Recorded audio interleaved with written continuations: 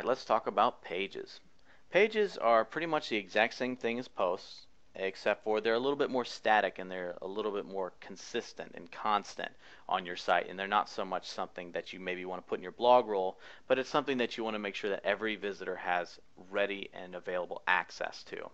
Things such as your About Us, your terms and conditions, your privacy policy, your contact us page, all of those things would be pages instead of posts, and they're a lot easier to access, and they're a lot more static, and they don't really change much.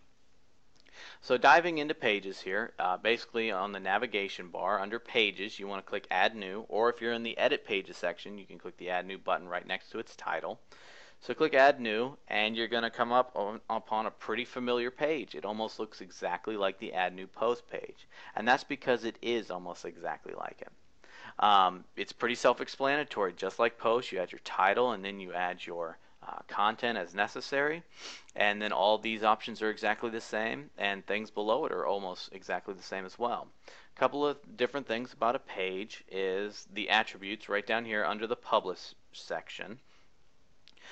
First of all, one of the good things about pages is that you have the ability to create subpages within pages, almost like a hierarchy or a tree of paging sections. So, a good example right here is actually the one that's right below it. Basically, if you have an About Us page, you can also put individual members of your company or something like that, or maybe your life story or how your company got there, or something about your site that maybe not just be covered in a single About Us page. So it's good to have those sub pages in there as well. Another thing that you want to look at is the template. Not all pages are created equal. Sometimes you have archive pages, sometimes you have link pages, and sometimes you have contact us pages.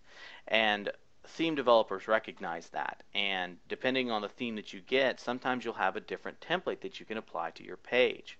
The one that comes with WordPress by default, and that's the one we have installed right now, has an archives and a links template that you can apply to the page that you have.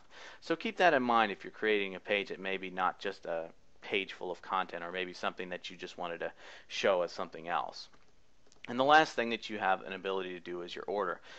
By default, they're usually ordered alphabetically, but if you want to, you can change the order of something if you don't want it to be alphabetical. So let's say if you wanted to have something be more prominent, or one of the earlier links, or maybe if you want it at the end, you can change the order of all your pages, and you can do that right there. And that pretty much covers pages. Like I said, it's a lot like posts, and you're going to grasp this pretty quickly. So those are the only really main differences about a page. So, all right, now we'll move on to the next section.